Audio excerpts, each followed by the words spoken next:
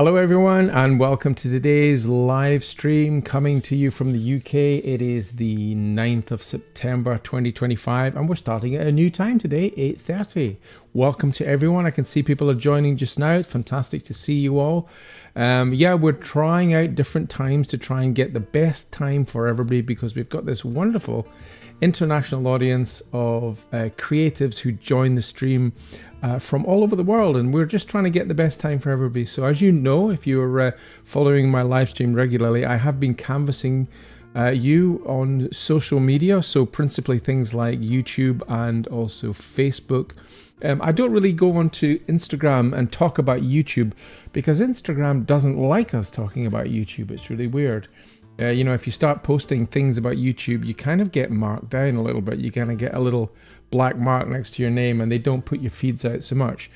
Where Facebook, on the other hand, is perfectly happy for us to kind of talk about Facebook and put polls out and questions. So I did put a question out to you guys and I got a fantastic response from you on social media as to what the right time would be for us to go live.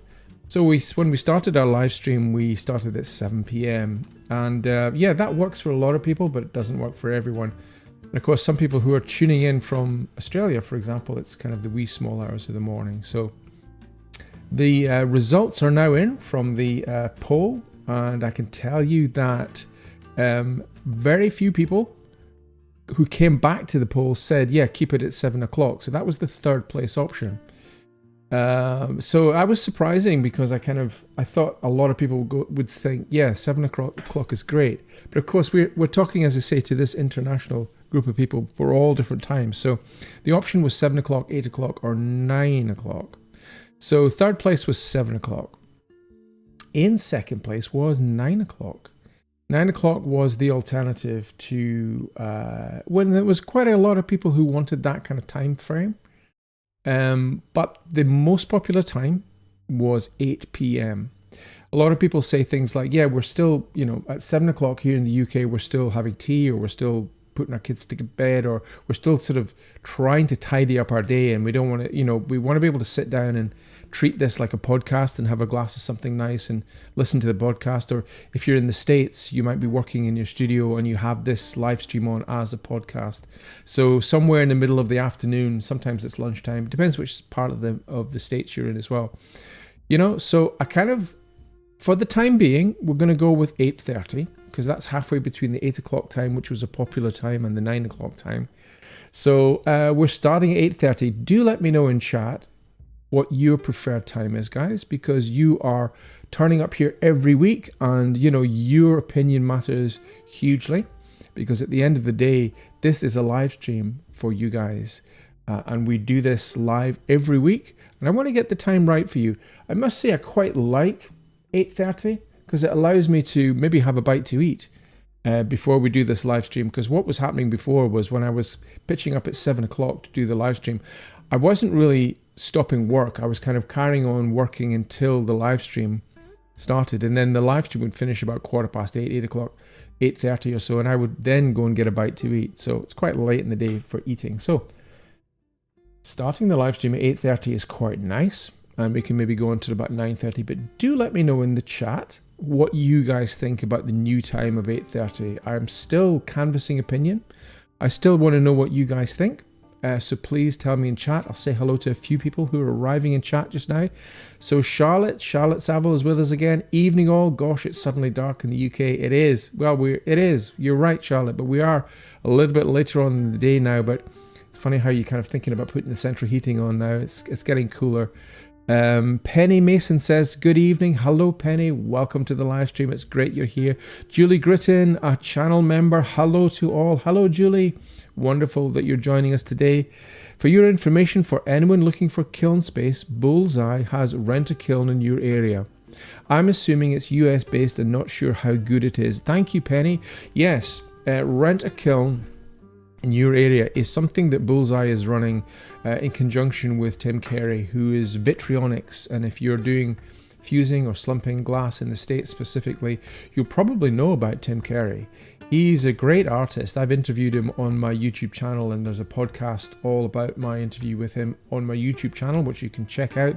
This was when he was first starting his YouTube channel, and he was starting working with Bullseye. It's pretty well established now. They've got quite a few years under their belt of doing these amazing online courses that he offers, where I think he has sort of 2 Zoom meetings and a project that people have to do, and then they meet up again several weeks later to discuss it, and he does a sort of critique with them live on Zoom. It's a really good formula. Seems to be working well for Tim. But he's hooked up with Bullseye Glass, and Bullseye Glass really are promoting these courses, and they're running this kiln space program, rent a kiln in your area, as Penny has suggested. I think it is a US based offering, Penny. I don't see it here in the UK, but it's a great idea. Basically, if you don't have a kiln, but you want to learn to do glass fusing or glass slumping or working with frits and stringers, etc., you don't maybe necessarily want to invest in a kiln straight away because you don't know whether you're going to enjoy doing it or not. Getting access to a kiln at another studio is a great solution. And here in the UK, we have a sort of ad hoc version of that. Certainly the place that I teach at, if I'm not teaching in my own studio, is Ely Stained Glass Museum, and they do a renting facility as well, so you can rent kiln space at their studio. And I'm sure if you ask a friendly stained glass studio in your area, if you're in an inner city, for example, in London or Birmingham or Manchester or Glasgow or Edinburgh, one of the bigger cities that may have a larger stained glass studio, do approach them and say, look, you know, I would love to rent some kiln space. Usually they're pretty tame, pretty friendly people. They're not going to bite your hand off, I would hope at least. But we can probably find kiln space for you here in the UK, or if you are in Australia or in India, you may well have to do the same thing.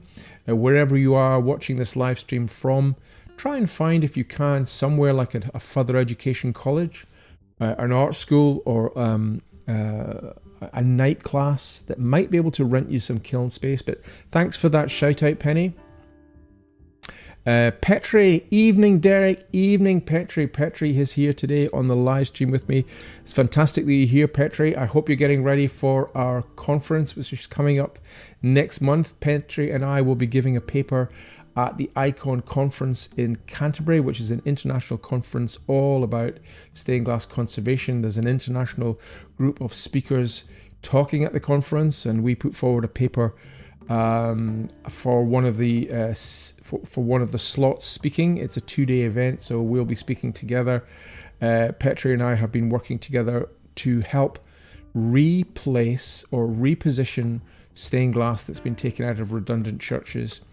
We rescue it as part of the repository, which is part of the Worshipful Company of Glaziers, a guild in London. It has the repository, which is a storehouse for storing stained glass, and Petri has collected some stained glass in the past and repurposed it and remodeled it to shape new buildings and has reinstalled it. Done a fantastic job. He'll be talking a little bit about that at the conference, and I will be introducing the repository and what it does to the conference members and showcasing some projects that we've been working on together. So it's fantastic, Petri, that you're here today. Charlotte says, what have you all been up to? I've been trying out enamels, in particular the gorgeous Dove ink. I hate pink. Yes. Well, Charlotte, I also have been working with Dove enamels over the last few weeks. How are you getting on with it? They are not doing the reds anymore. I'm still kind of researching the reds. I was in contact with James Cockrell, who runs Halt Glass, that fantastic studio down near Guildford, where Jim does classes on screen printing. He does them over in Pally Glass in the Netherlands, and he does them in the States. He's really kind of going international with his classes now, which is fantastic. And Jim has given me some pointers towards some more red enamels. The Izawa range of enamels, which are from Japan, do a really nice red. So I'm going to I've already actually got some Izawa red enamels, so we're going to look into that. But how are you getting on, Charlotte, with your gorgeous Dove inks? You hate pink? Surely not. Your kiln is pink, Charlotte. You can't hate pink. You have a bright lipstick pink kiln. So I don't believe that you hate pink. Surely not. Skip is in the house tonight. Hello, Skip. Hello, everyone, says Skip. It's great that you're joining us. Julie Lafleur. Hello, Julie. Thank you for joining us. Helen Russell. Hello, everyone. Hello, Helen. It is great that you're joining us on the live stream. And Marjorie. Holo des Costa Rica. Desde Costa Rica. Hello, Marjorie. It is wonderful that you're here as well. Von Art. Hello from Ireland. Hello, Von Art. How are you doing? Is it Northern Ireland or Southern Ireland? Some great Harry Clark over where you are in the world. Great part of the world, Ireland, whether it's north or south. Fantastic. Susanna FP, hello. I finally made it here. Hey, Susanna. It's great that you're joining us today. HM Fan 2010, howdy. It's 3:35 p.m. here in Ohio, USA. Is that a good time for you? I hope it is. You're here today, so I'm presuming it is a good time for you. Thunderwood Underwood, hi folks. Hey, Thunderwood Underwood, thanks for joining us. It's great. And Marianne M, a channel member, hello. Thanks for this start time today, so I was able to make it in for the live stream. Marianne, it is great that you're joining us, a channel member. Fantastic that you can join us, and I really appreciate your feedback on the times. I am still asking you guys on this chat if this time is a good time for you. Sarah, Art and Glass, hi, happy to make it again. Later time is better for me. Well, that's good to know, Sarah. Ruby Slippers, 1983, hello. Sorry, I'm late to the party. You're not, Ruby Slippers. You're bang on time. Kate is here today. Kate Lavender. Thank you, Kate, for joining us. It's great you're here. I hope you had a good week as well. Decablet Glazinier. Decablende Glazinier says hi. Hello there. I do apologize if I've got that completely garbled up your name. Terrible trying to read it in real time. Oh God, you and Petri, I think I'm stalking you. I'm on a course with Petri the week before Icon 2. Are you, Kate? That is great. You're on a course with Petri. Yes, Petri does courses as well. A fantastic glass artist himself. Von Art, Southwest Ireland. Southwest Ireland, Von Art. Wonderful, wonderful part of the world. 8 p.m. would be better so it doesn't clash with the Great British Sewing Bee at 9. Oh my goodness, you're going to be signing off in quarter of an hour, Kate. Charlotte says, I've always hated pink until I found Barbie and these beautiful enamels. Have you made a decent purple yet? Yeah. So yeah, with the Dove enamels, there's a beautiful purple that happens with the Dove enamels, but also Izawa. The Japanese enamels do a beautiful purple as well. It's kind of like a mauve, like a dusty pink. It's really lovely. Later time is good for me, says Thunderwood Underwood. That's fantastic. Okay, guys, we've got a few things to cover today. I just wanted to show you this, which is on the light box at the moment, something I'm working on just now. So can you see this? This is a piece of Victorian glass that I'm actually working on. And it is completely shattered. Can you see all this? Look, these are all individual pieces of glass. So sometimes you can salvage glass when it's in this condition. What used to be the case years ago when I was starting out as conservationist, when a panel of glass or painted glass was this badly damaged, it was usually scrapped and repainted with new glass to match and, reinstated back into the window. But current thinking on conservation has evolved quite a lot. So now we try and do what's called minimum intervention. Try and do as little as you can to affect the fabric of the artifact, whether it's a Ming vase or a piece of pottery or a stained glass window. Try and keep as much of the fabric of the original artifact as you can. So that means salvaging the painted work. So what we do nowadays is we edge bond the pieces. Now this is a new piece. This bit here is missing. So we've had to match the glass up as closely as possible, and that's fun and games nowadays.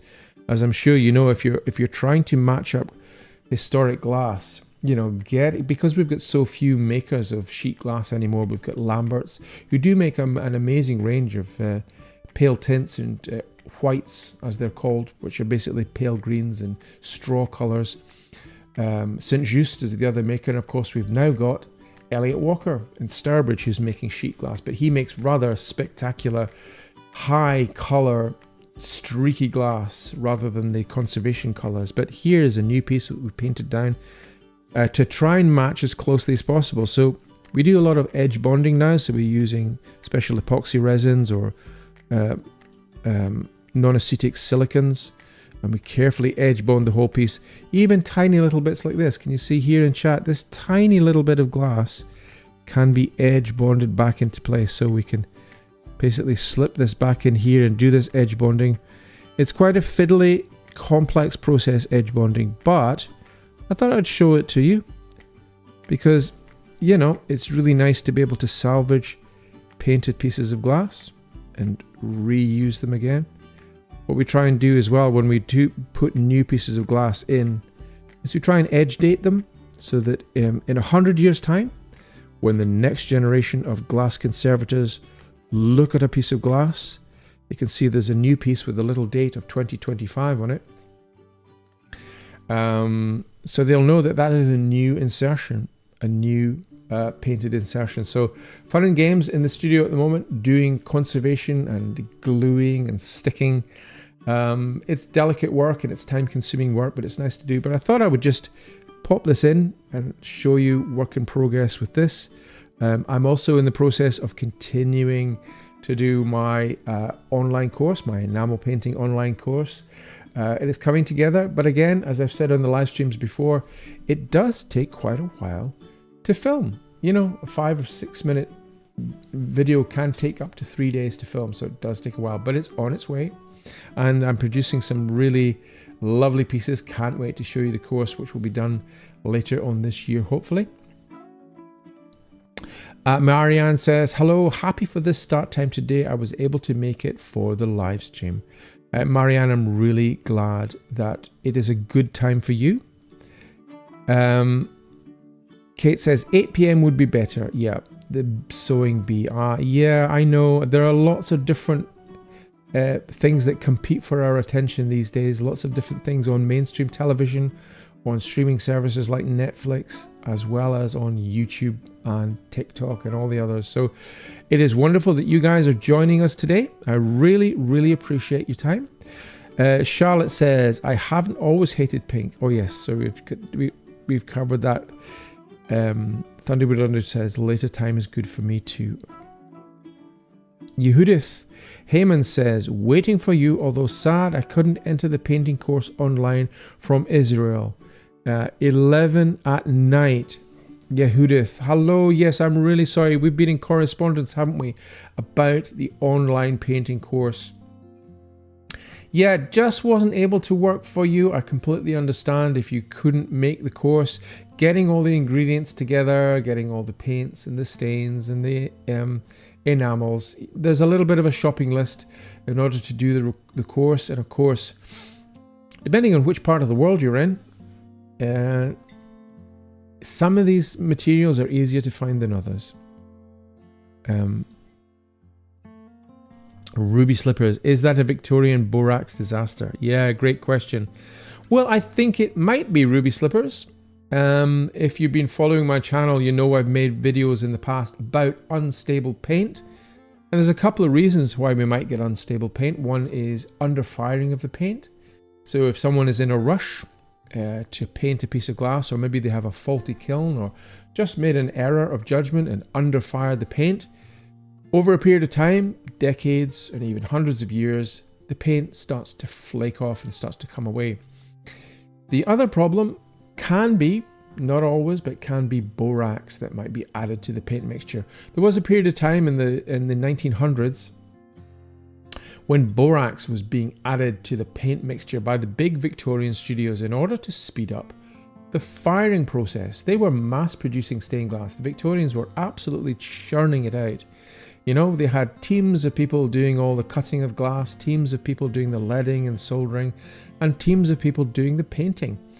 The apprentices would have the backgrounds to do and the borders, and they would work their way up to the sort of top glass painters who would be responsible for doing the heads and the hands, you know, and the drapery. Then you'd have the master calligraphers who'd be working with the inscriptions, and they'd be dividing their skills between teams of painters. In order to speed the whole process up, they thought about adding borax. Now, borax does reduce the firing temperature so that the paint fires quicker at a lower temperature. What's the benefit of that? Well, it means that they can process their paint faster. They can go through the cycles of painting and cooling down their kilns and getting access to the paint faster so they can speed up their processes. It's great in principle. It sounds like a great idea. What they didn't know was borax makes the paint unstable. So over a period of time, when you get condensation building up on the painted surface of the glass, it can get behind the paint and lift the paint off. So you can get, as you've rightly suggested, Ruby Slippers 1983, you can get this, which is really unstable pigment. This is lettering. This is a piece of inscription, and it should be completely dark. Whoopsie daisy, I'm knocking this all over the place. This is the reverse side down, but there's some letters here which should be nice and black, but as you can see, they're flaking away. So yeah, good chance that would be borax, but it might be under firing as well. Difficult to tell nowadays exactly what it is. But yeah, when is a stained glass window beyond its sell-by date? That's the big question. When does a stained glass window stop being a stained glass window? There's a big debate about that. When it gets to this stage, is it when it's hardly legible anymore? There's things you can do. You can double plate with another piece of painted glass behind it and paint in the inscription again so that you can beef up the lettering. But again, it's all about cost versus practicalities, Clients might not have infinite budgets. In fact, I know they don't have infinite budgets. So we're always looking to conserve our stained glass in the most cost-effective way. Charlotte says, Ruby Slippers, tell us about borax disasters. I've been trying to make my own paint, but but one of the old ingredients is borax. It's banned here in the UK. Is there an alternative? Petri, do you know? Yeah, you did make a post a few weeks ago or a couple of weeks ago, Charlotte, about making your own paint with ground down rust, I recall. How are you getting on with that? You'd got some really interesting sort of russety browns and deep browns. How's it going? It looked as if you were saying it was still quite coarse. Maybe grinding it down is a problem. I don't know. It's interesting. So tell us a little bit in chat what the ingredients are that you're adding to your paint mix. We'd all love to know, Charlotte. Debs Watkins says hello from New Hampshire. Hello, Deb. It is great that you're joining us today. And EFO, greetings from Argyll. It's getting dark. It is EFO. Usually gets a little bit dark early this time of year. We're into the autumn time of year. So yeah, we're losing it's actually a lovely time of year though, isn't it? The September sun, the fruit is ripening on the trees. The apple trees are getting heavy with apples, and we're getting the leaves changing color. It is a beautiful time of year, a little bit cooler and a little bit darker this time of night, but it is still the perfect time of year. Petri says, Charlotte, I've no experience with borax alternatives. Cliff Oyster may be able to help.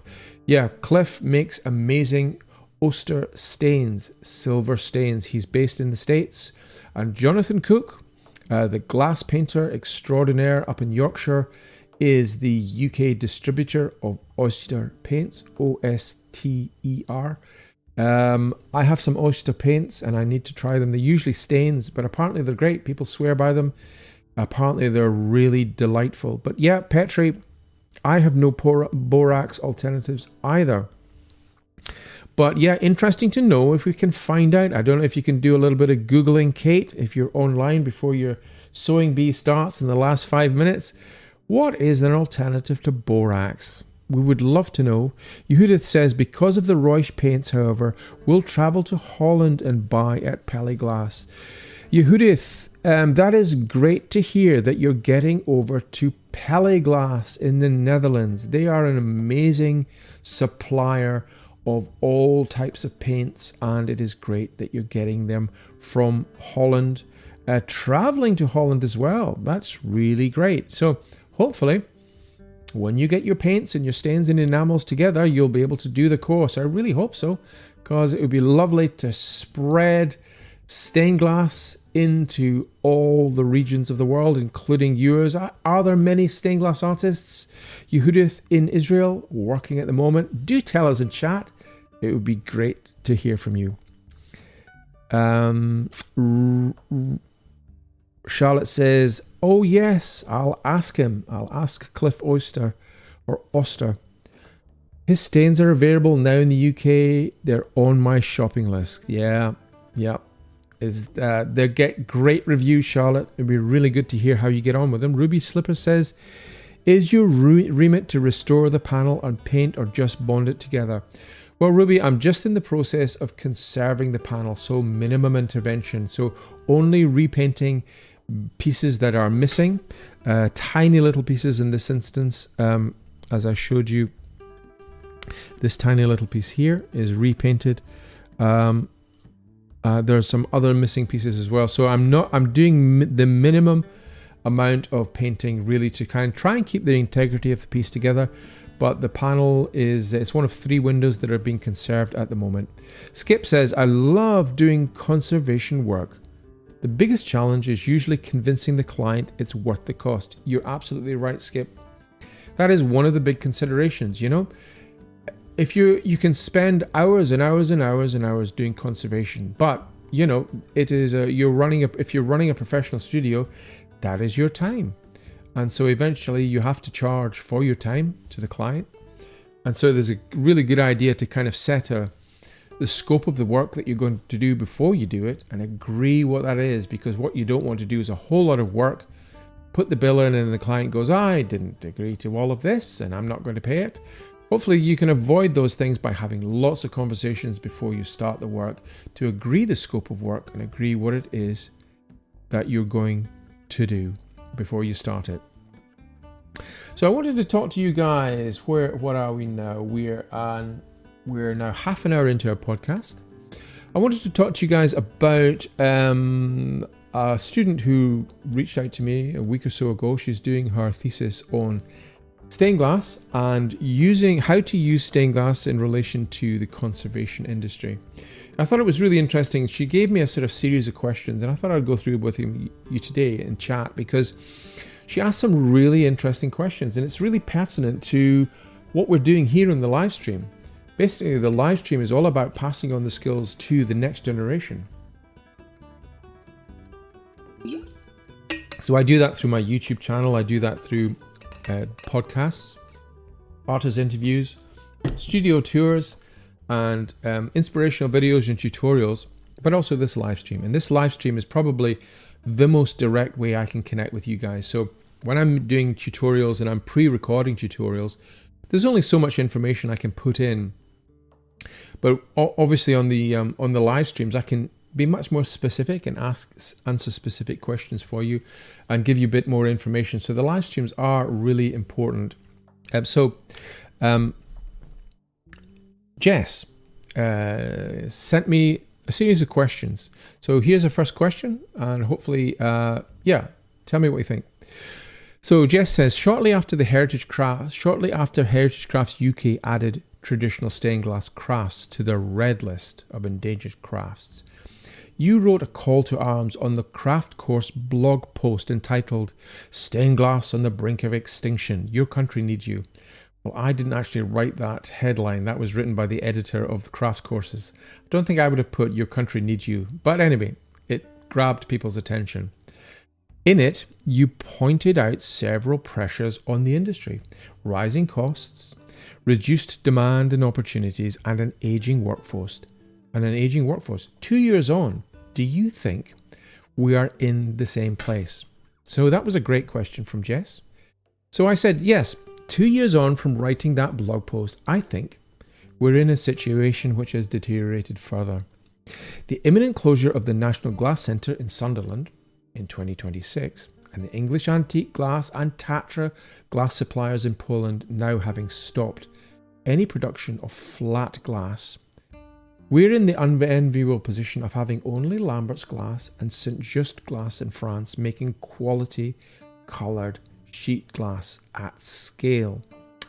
There is a small amount of good news in that the glassblower Elliot Walker of Blowfish Galleries in Stourbridge has started making sheet glass on a small scale. And as you know, chat, if you've been following this live stream, we've showcased Elliot's work here on the live stream, and there's a YouTube video dedicated to the launch of Elliot's range of glasses. So that's the good news story. But we still have amazing glass as well from Lambert's Glass. They do fantastic glass. And St. Just does some amazing sheet glass as well. So we also have all the range of opaques and semi-opaques, all the Kokomos and the ranges of glass that you get stateside, the Chinese glass as well. But specifically, in my humble opinion, the best quality glass is the handmade sheet glass. So yeah, we are 2 years further down the line from writing that post, Jess. I think we're in a poorer position. It's yet to be seen whether this addition to the supply chain, which is Elliot's glass, will make any significant difference to the demand for specialist sheet glass. In addition, there's also been a decline in the availability of certain glass paints, which we've touched on here in the live stream. Because of the closure of a specialist pigment maker in Europe, that's my understanding. This maker in Europe stopped making all of the pigments that were used to make a lot of the enamels. So for example, the red enamel is harder to find now because it's made with gold. So yeah, I think the position since 2024 or 2023, I think it was when I wrote that piece, I think the position has deteriorated somewhat, sad to say. So Jess goes on to say, your call of action in this piece is for rethinking of traditional methods, contexts and approaches to stained glass, and especially a move towards supporting contemporary work and collaborating with other creative disciplines to make the craft more resilient. I did suggest that. I suggested social media is the perfect tool to reach a wider audience. This is Jess's question, what does social media and digital platforms in terms of solutions to these things, what does social media and digital platforms offer in terms of solutions to some of these big systemic issues at the heart of your blog post? So, does social media offer any solutions? So I go on to answer her question here. This is for her latest thesis. I say, social media can function as a platform for disseminating information, tutorials and inspirational content to stimulate interest for that wider community. However, it's not a solution to the systemic problem of access to high quality training or in-depth learning. This can only be achieved with a properly funded pathway to higher education learning at college level. I really believe that is the only way to solve that problem. At the moment, people who wish to pursue a career in stained glass have no roadmap to learning the craft and are left to their own devices to find piecemeal funding for short-term placements at studios or specialist short-term courses. There's no underlying support structure in place to provide potential students with the money and the education opportunities to learn the many skills needed to work as a professional in the stained glass industry. In the past, undergraduate and postgraduate courses in art schools were the bedrock of learning for many professionals who are now working in the UK market. And they benefited from well-rounded education in many aspects of design and making stained glass. And those art students back in the day are running studios now, myself included. You know, we went through that deep dive learning process, and it really helped us get all of the fundamentals in place in order to set up studios. And I think we need to go back to that again. So I go on to say this deep dive has now all but gone.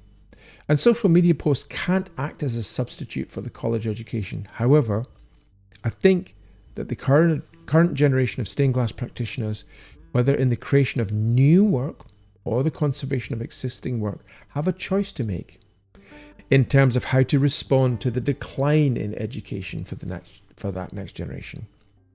In the absence of proper funding at a government level, I believe we have to be creative in finding ways to build roadmaps for future learning at a more personal level. Collaboration, community building through social media and digital platforms are ways to contribute to the process of learning and understanding by making this information available at scale. So that's what we're doing here on this live stream. We're trying to make information available at scale so lots of people can access it free at the point of delivery.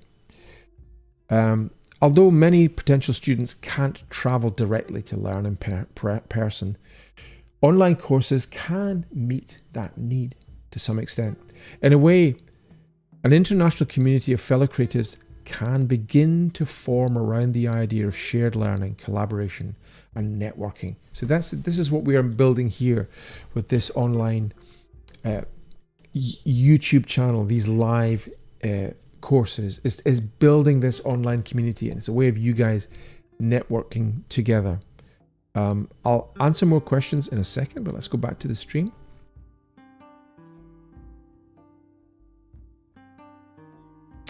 Judith says, however, I do not know what paints they use. Are you asking the question, Judith, about Pelliglass? If you go into their if you go into their website, you'll find a tremendous array of paints available for. And also, you can always email them and ask them questions directly. Kate says, according to AI, this is answering the borax questions. Thanks, Kate, for getting onto this. According to AI, borax can be replaced with something called sodium sequicarbonate. Sequicarbonate, or if it's being used in taxidermy, they use a 50-50 mix of salt and baking soda. 50 salt and baking soda? There we go. I'm not a chemist. That sounds possibly a way forward. Interesting, Kate. We'll have to look into that, but thanks so much for looking that up.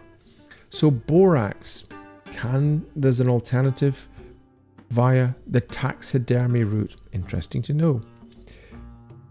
Charlotte says, I'm going to try varnish. Varnish? Sounds similar? Varnish. In what regard, Charlotte, are you going to try varnish? Not quite sure what that means. So let me just go back to the question and answer, which I did recently. So one of your recurring messages, says Jess, is the call for open collaboration and information sharing within the stained glass community and the wider creative circles. What does your idea of creative community look like? What are its aims and how does it go about this work? So that's a great question from Jess. So my response is, my ideal creative community revolves around the idea of schools of excellence, both visual and literal. At the moment in the UK, we have the Swansea Architectural Glass Centre, which offers some courses, including glass painting courses with Jonathan Cook.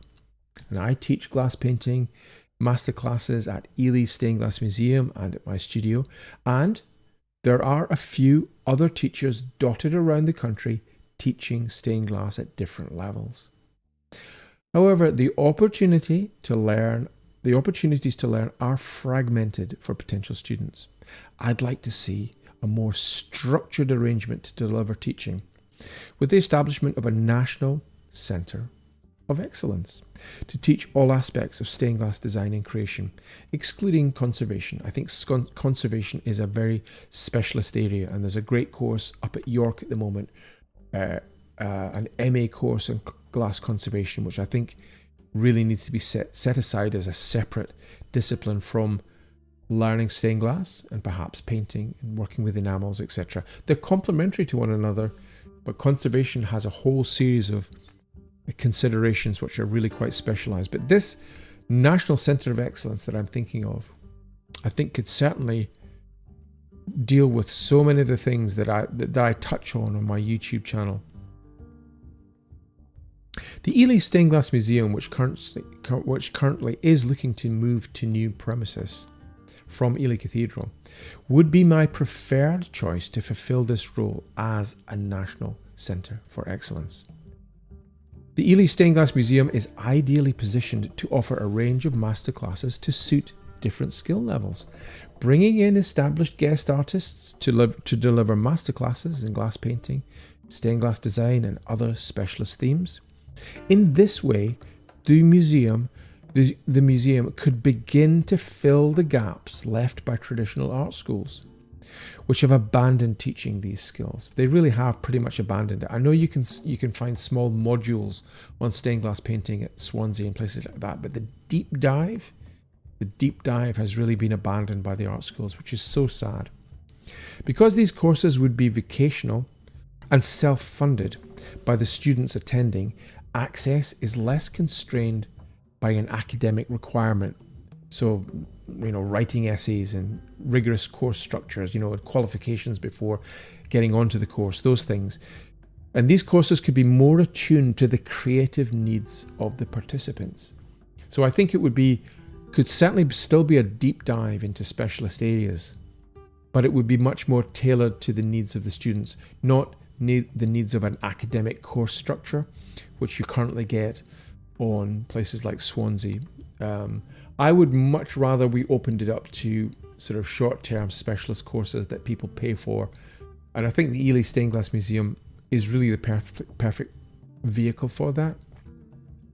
So in conjunction with a physical centre of excellence in the UK, I'd like to see the creative community develop a much more structured and comprehensive online masterclass option, with guest artists offering virtual classes in stained glass creation, glass painting and design. These courses could be run under the umbrella of the museum, but potentially reaching a much larger international audience, because we're not relying on people coming to a building in order to learn. It could all be done online, but under the umbrella of, say, for example, the Stained Glass Museum. In the US, Tim Carey runs a number of online glass fusing classes in collaboration with Bullseye Glass, which I mentioned earlier, and they consist of Zoom classes, lessons to complete, and appraisals of the student outcome, which I think is a great system. This model works at scale and can be translated into interesting stained glass offerings as well.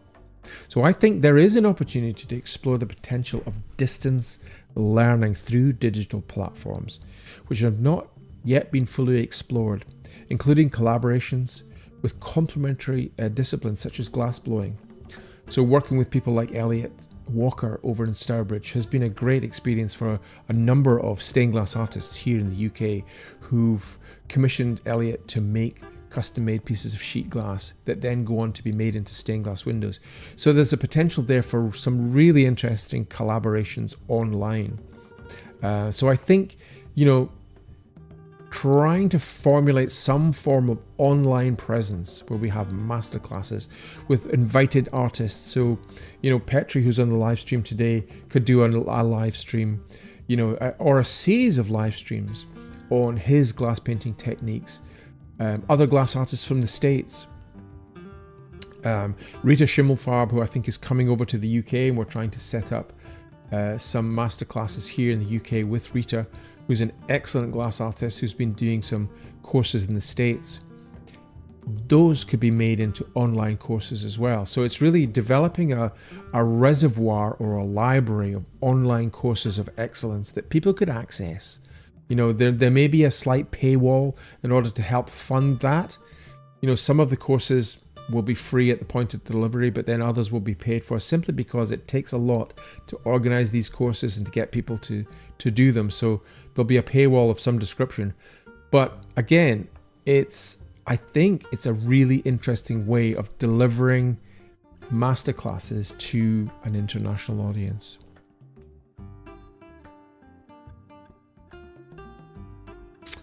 So Jess goes on to ask, in regard to the legacy of a project, especially if outcomes aren't necessarily permanent, such as an exhibition, for example, can social media be a sort of social memory, or even a form of documentation?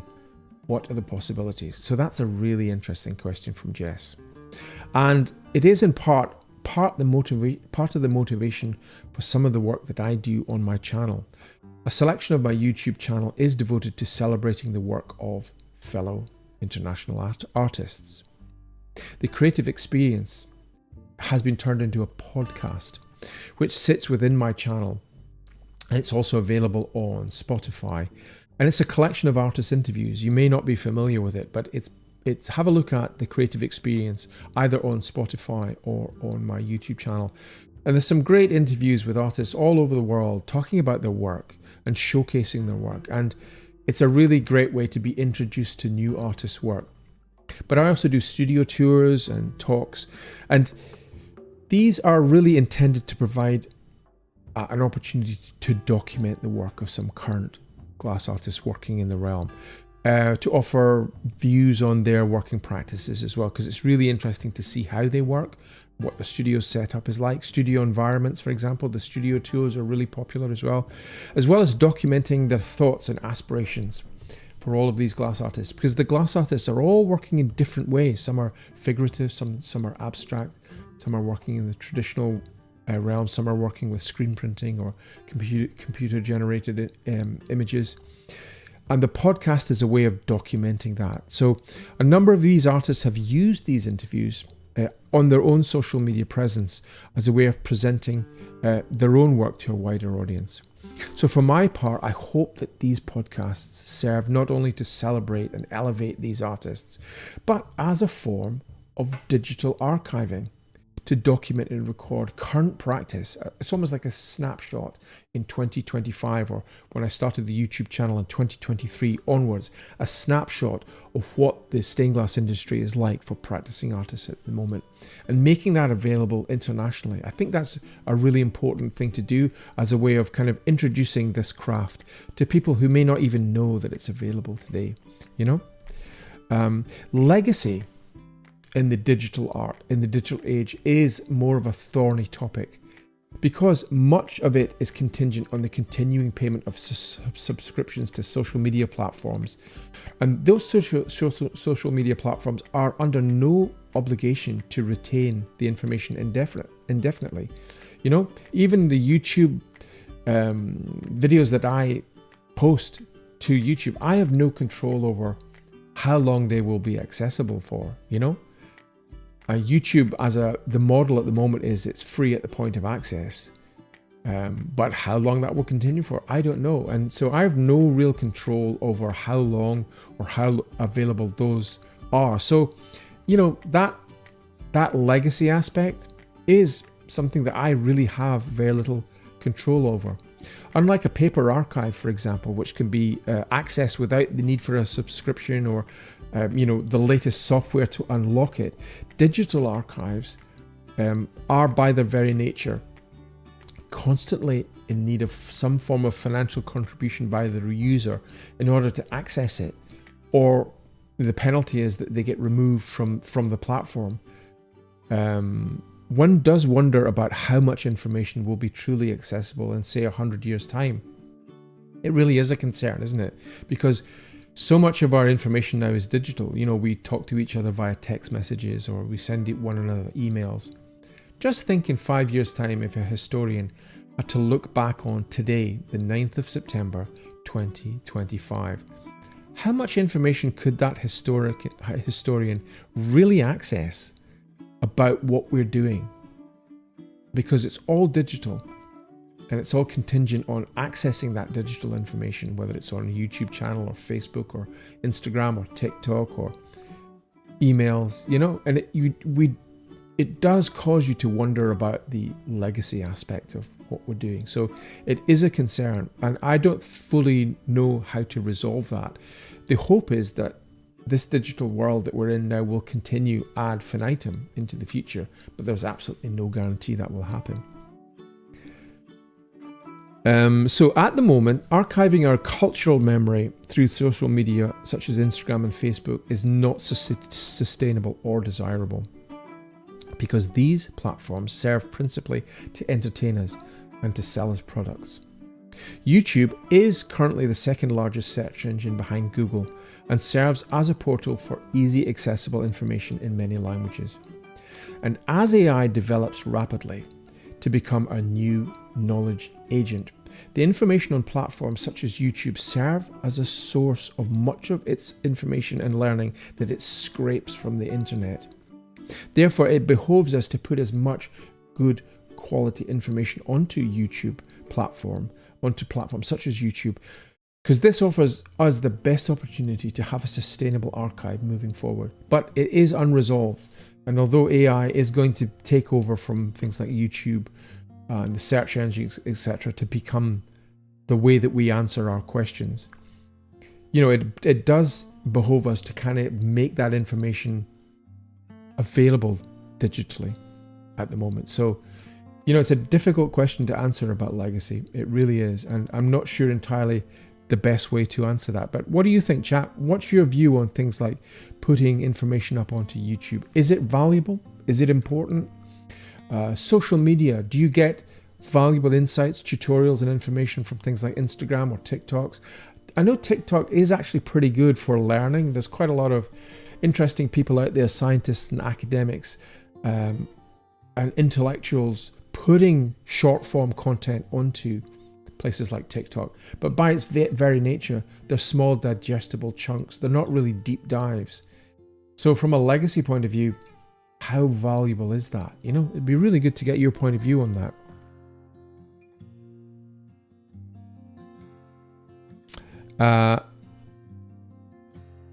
Petri says, in spring 26, Rita Schimmelfarb will be touring the UK teaching open glass painting classes. Yes, Petri. I've been in touch with Rita, and we're in dialogue about trying to bring her up to my studio as well. Don't know whether that will happen, but I know you have also been in dialogue with Rita. So I don't think we're ready to kind of reveal dates or times or places yet. But yeah, watch this space. It will be wonderful to have Rita Schimmelfarb over in the UK teaching glass painting, because she's amazing. She's an amazing glass painter, as is Petri, as is Jonathan Cook, and a number of other glass painters who could pass on their skills to the next generation of glass painters. That's really my ambition, is through things like this live stream and social media to really pass on those skills. John Kenna says, twerk is very important. Okay, twerk? I'm not quite sure what you mean there. LIVESTREAM Maxim says, I'm not quite sure what that is either. But Thunderwood Underwood says, information on social media has to be from a trusted source and is usually someone or an organization I've checked out. Yeah, I completely agree with you, Thunderwood Underwood. Having integrity and being a trusted source is the big part of it. I mean, a lot of people will be putting information out on social media that is inaccurate, and I think it's important to try and, source your information wisely. What I try to do is certainly to put as much information out as I can and back that up so that you know that it's coming from a reliable source. I've been doing this for nearly 40 years, and I can, showcase different projects and give examples of projects. So hopefully I'm giving good quality information. And there are other YouTubers out there. There are very few in the world of stained glass doing stained glass on YouTube. There really are. And there are very few serious artists putting information out there on YouTube. Paradoxically, Brian Clark, who recently passed away, was active on social media through Henny, his publisher. And Henny put out a lot of information about contemporary artists. And they're really good for putting out good quality information, interviews, studio tours, and catalogs and published information. And I would recommend you checking out Henny, H-E-N-I, on YouTube. They're on Facebook and Instagram and places. I don't know if they're on Instagram, but they're certainly on places like YouTube and Facebook, and they put out quality information. So yeah, I agree. Getting good quality information is going to be key. Thunderwood Underwood says, always ask, what are they trying to sell me? Yeah, that's a good point. I think when I look at my feed, especially on things like Instagram, there's so many adverts. There's so many adverts, and you have to almost actively opt out of the adverts Otherwise, you just see them almost like every second post. I mean, social media used to be about connecting with your friends, didn't it? It used to be a way of connecting with people that you knew from different parts of the world, family and friends. Increasingly, and you could say I'm guilty of that as well, it's about selling. And I certainly do put information out there about courses, but I try to minimize that information so that it really is just periodically putting the information out there, so that if you're interested in doing a course in person with me here in my studio in Leicestershire, you know, you're told about that from time to time, but I try to limit the number of posts. But certainly Instagram I find particularly to be so all about selling and getting access to kind of, you actually have got to remember the people you've subscribed to and then go onto their own Instagram page to get the best information about their work.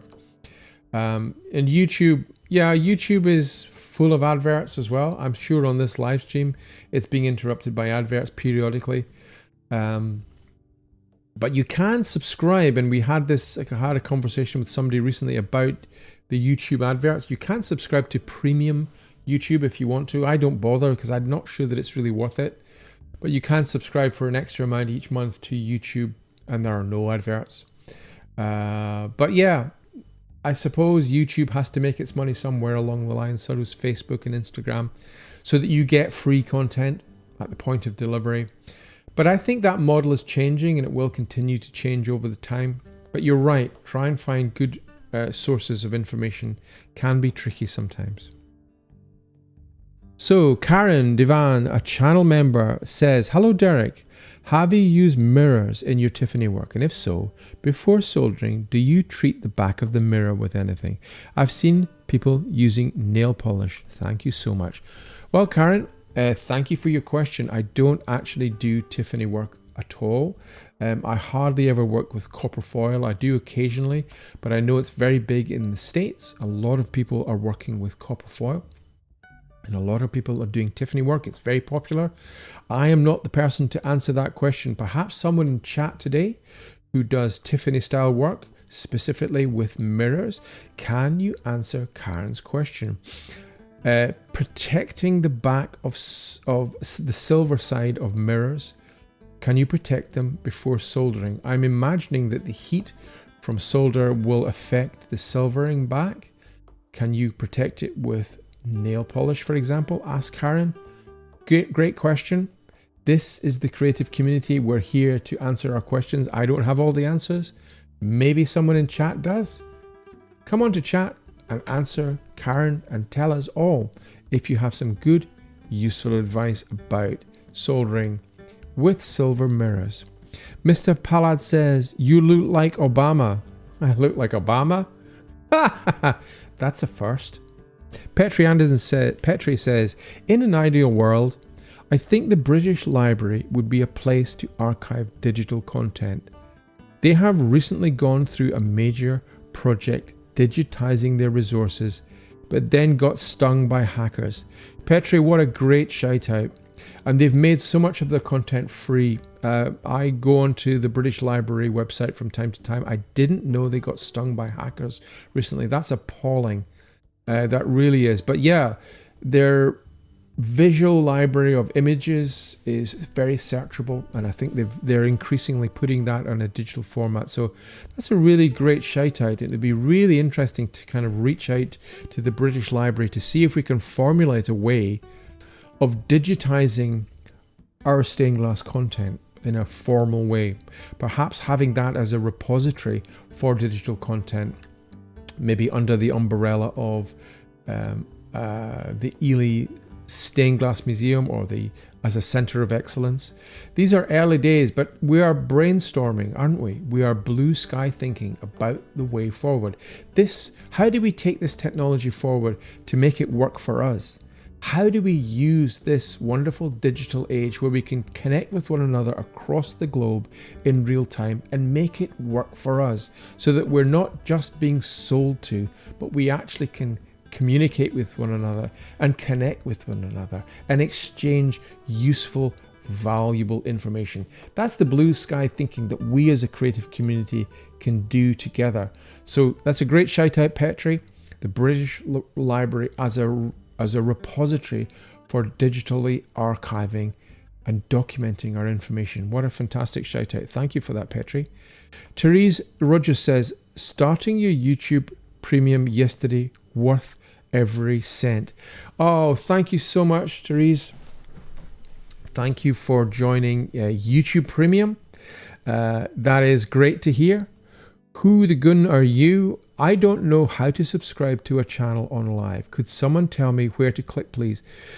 That is a great question. At the moment, I was talking to my YouTube manager about that earlier on today, and they're trying to roll out the join button on mobile devices. So because we're streaming live, most people are seeing this stream on their mobile device. They're holding their phone up vertically and watching it. When you're watching the live stream, I don't believe, and I could be wrong, I don't know, chat, if you can tell me, can you see a join button as you're looking on live stream? My understanding is that you can't, but they're trying to bring it out so that when you're on a live stream and you see a content creator whose work you like, you can subscribe when you're on the live stream as well. So I think that's on its way, but it may not be there yet. But do tell us in chat, can you see a join button as you're watching this live stream? It would be great to know, but I think it's coming if it isn't here already.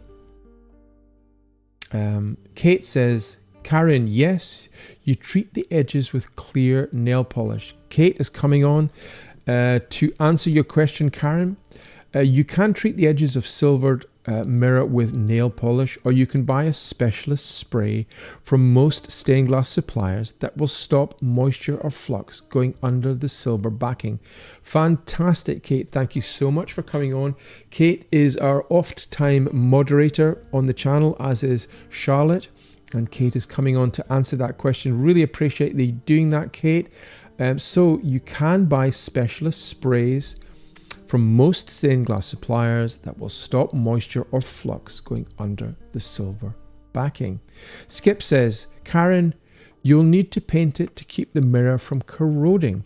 I just use enamel spray paint. Thank you, Skip. Another channel member coming on stream, onto chat today to answer your question. Skip, I really appreciate you answering that. You need to paint the back of the mirror to stop it from corroding, says Skip. I just use enamel spray paint. Fantastic. Lord Higginbottom, delighted to make your acquaintance, my hood man. It's intriguing how technology has advanced in leaps and bounds. It boggles the mind. It does indeed, Lord Higginbottom. It does boggle the mind. But it's great that you're joining us. Because of this amazing technology, we can talk together in real time. Where are you in the world, Lord Higginbottom? Great that you're joining us today. Fantastic, you're on chat as well. Thunderwood Underwood says, there is a specialist product for protecting mirror silvering, probably sold at Creative Glass, but I've also heard of people using clear nail polish. Yes, Thunderwood Underwood, clear nail polish or spray paint enamel, something to stop moisture and flux from getting onto the silvered side of mirrors. Seems to be the way ahead. It's not my area of expertise, but it's great that the creative community is coming to the rescue and answering our questions. This is what I love about us all getting together here today on the stream. You know, this hive mind. I don't have all the answers, you know, but you guys, the hive mind, the creative community, you've got the answers out there, so it's lovely to share. We don't believe in gatekeeping here on this channel. We believe in giving out as much good quality information as we possibly can. Stained Feather says it also does self-level very cleanly over large surfaces. I go with what Thunderwood Underwood says and use a product specifically made for it. It also doesn't self-level very cleanly over large surfaces. Okay, Stained Feathers. So I'm presuming some nail polishes, is it, that don't self-level over large areas? I suppose, yeah, if you're doing something like a nail polish and your glass isn't completely flat, it can bleed over the edges, I'm imagining. Ruby Slippers 1983 says Araldite 2018 is a clear two-part system used in the aero industry and guaranteed not to yellow in UV for 10 minimum years. Could that work on your mirrors? Yeah, Araldite has a variety of different products. 2018 I'm not familiar with, but 2020 I am. Araldite 2020 is a two-part epoxy resin that you mix together, which is used for bonding glass, and it has a very good clear bond that reduces the appearance of cracks. So I imagine that there will be an Araldite product out there that might help, but because it's an epoxy resin, I'm just wondering, Ruby Slippers, whether that will corrode the silver paint of the silver backing to mirrors. I'm not sure.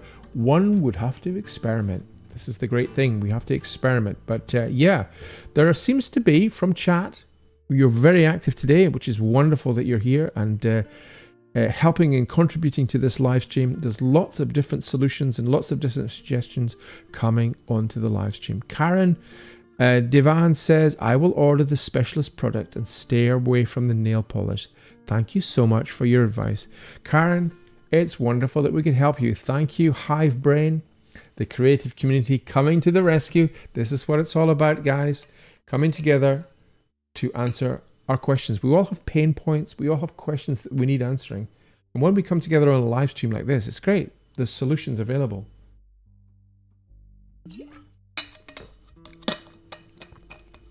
Maxim says, no worry for Tiffany with mirrored pieces. Ride forth singing. Push the thumbs up, people, to help Derek's good work being brought up to more searches. Thank you, Ride Forth Singing. Yeah, if you can like this, and if you see where the chat box is, there's heart buttons, there's smiley face buttons, there's a couple of like currency buttons as well that you can press, but that would involve leaving gifts and things like that. I'm not necessarily asking for gifts, but yeah, certainly leave the like button, press the like button, because it tells YouTube that there is a community out there that likes this kind of content. So I know there's a lot of people out there that would love to know about this live stream. So, you know, hit that like button, subscribe to the channel, all that good stuff. It tells YouTube that we are a community that want to be heard, that we want to have our information out there as well. So thanks for that. Ride Forth Singing. Push the thumbs up button. Julie says, when you acid etch, how do you protect yourself and your environment? Thanks, Julie. Thanks for that question. Channel member Julie. I don't really acid etch. I don't like working with acids. Their hydrofluoric acid, I should say, is a very dangerous and poisonous product. You can buy acid creams and acid pastes, but again, you do have to protect yourself. If you want to use acid pastes, you can buy them from online suppliers. Excuse me, I don't tend to use the paste myself, but wear rubber gloves.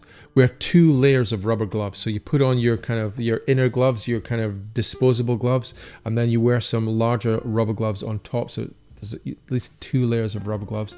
Put on an apron as well, a rubberized apron. I put on rubberized Wellington boots as well, so that you're kind of protecting yourself. A full face mask as well, so if there's ever any splashes or the paste gets all over the place, it's not going to get into your eyes. But I just wouldn't advise working with pastes, acid pastes, and I definitely wouldn't advise working with a hydrofluoric acid unless you know what you're doing. And the only real people that know what they're doing are the professionals in the big studios, like the German studios, for example. There are studios here in the UK, and I'm sure in America as well, but you do have to be set up for it. Health warning, health and safety warning, don't go anywhere near it if you don't get the proper tuition and the proper PPE. PPE is personal protection equipment, and there's a lot of personal protection equipment that you need for acid etching. So my advice, go down the sandblasting route or abrade the glass by hand using some grit or some aluminium oxide that you rub onto the glass, and you can actually abrade the surface of the glass. There's an amazing American glass artist called Judith Schechter. Look her up on Instagram and on Facebook. Judith Schechter, a fantastic glass artist.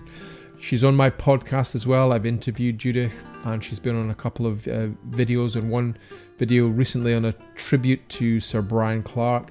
She abrades all of her glass by hand with little diamond files all abraded by hand. She doesn't use acids. So I would suggest, Julie, that you go down that route rather than going down the acid etch route. I'm not a fan of acid etching. Susanna FP says, I totally support the growth of online learning. For me, it's the only option available at the moment. And Zoom sessions as well, that would be almost the same as being there in person. Yeah, Susanna, it would. Tim Carey, as we said, his channel called Vitrionics does do courses which include YouTube channel, YouTube offerings and Zoom offerings as well. So I think, you know, it's a formulation that I'm kind of mulling around in my mind, how we make this work, what the model for that should be, and who we bring on board. But I think it's the next stage. I think it's what we need to do next as we develop our online presence together and as we develop our online creative community together. What is that going to look like in a couple of years' time? You know, as we maybe think more about how do we archive and preserve this information for future generations, and how do we make it accessible to as many people as possible? All of those questions are pertinent questions that are going to affect how we all move forward and what the internet's going to look like. I mean, at the moment, the internet looks like Facebook. The internet looks like Instagram. The internet looks like YouTube. But that's only its current incarnation. It won't forever look like this. And as AI takes over so much more of the content creation, I think a lot of what we know of the internet now will disappear and it will be superseded by something different. Will it be better? Well, that's up to us, isn't it? That's up to us to shape it, to make the internet better. And the way we do that is by engaging with things like AI and social media, and how do we respond to it? Because it is the future, whether we like it or not. And I know a lot of people don't necessarily like it, but how we engage with it is the way that we shape it, and that we make this amazing new technology work to our advantage. That's what we need to do. Make it work to our advantage.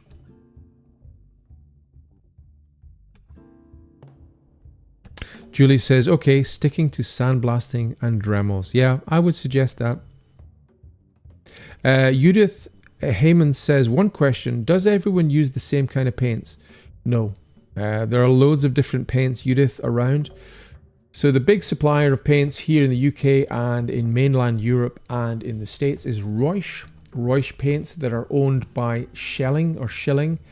If you go online and type in Reusch glass paints or glass enamels, you'll find lots of suppliers in Europe, in the UK and the States. But there are other paint suppliers as well. There are French makers who make amazing paints and stains called Debitus. Debitus is a French maker of paints and stains, and I have a lot of Debitus paints and stains. They're amazing. Cliff Oster, who we mentioned at the beginning of the live stream, is an American maker of amazing stains. He's based in the States, and you can get the Cliff Oyster stains here in the UK and in Europe. Izawa are Japanese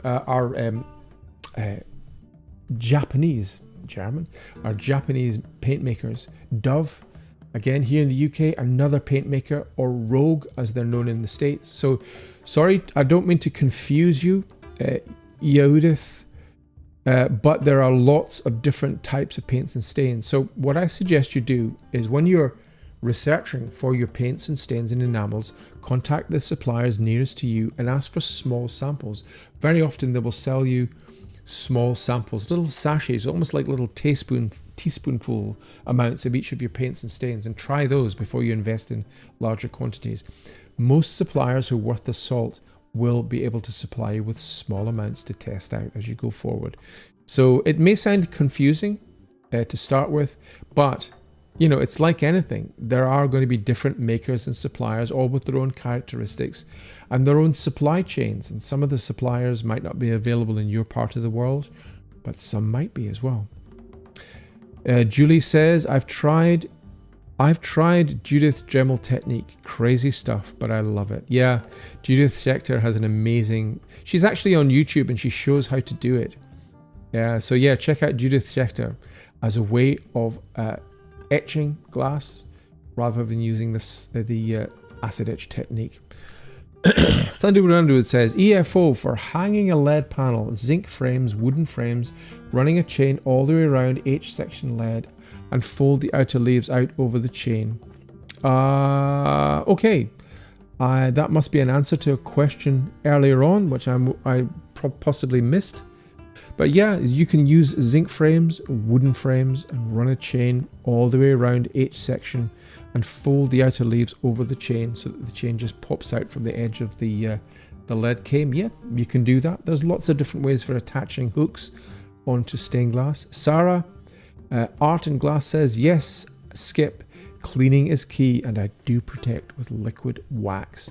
Also, that's good to know, liquid wax. Yeah, I've seen a number of people using car wax and different types of waxes, I think for their copper foil work. That's an area that I don't really get into too much. Sarah says a Dremel will be on my Xmas list. Yeah, they're really good. They're not too expensive. These Dremel drills with the flexible head, you can buy lots of different tips for them. They're really, really useful. You know, they'll last you well as well. Thunderwood Underwood says the internet is still in the Wild West phase, really. It's changed a lot in the future. It'll change a lot in the future, I reckon. Yeah, I think you're right, Thunderwood Underwood. It's still a Wild West. You know, there's lots of things going, but I think it's sort of settling a little bit more, but it's going to change radically also. You know, I think it's going to be a platform a lot for selling. It now seems to be this big platform for selling. You know, and accessing information is sometimes seen as secondary to selling. I want to get rid of the selling as much as possible and try and make it access to good quality information. So we've got to kind of work together as a creative community to make that happen and model it in the way that we want to model it. EFO says, Thunderwood Underwood, thank you for the excellent suggestions with the chain. Great stuff, Thunderwood Underwood. Thank you for putting that into the chat. Skip says, agree totally with Suzanne. The internet has really been a game changer for education. Thanks, Derek, for facilitating this avenue.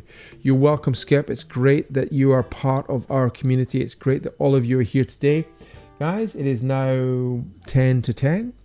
We've been going for a while, so it's been a long stream today, but I've absolutely loved it, and I've loved you all being here. Please remember to leave likes, subscribe to the channel, tell fellow creators, family and friends all about this live stream because it's here for you.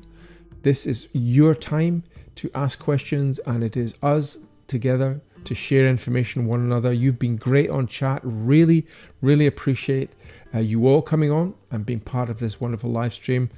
And hopefully the 8:30 time is being good for all of you. We'll maybe try again 8:30 next Tuesday. In the meantime, good morning, good evening, good night. Thanks for watching. See you next week.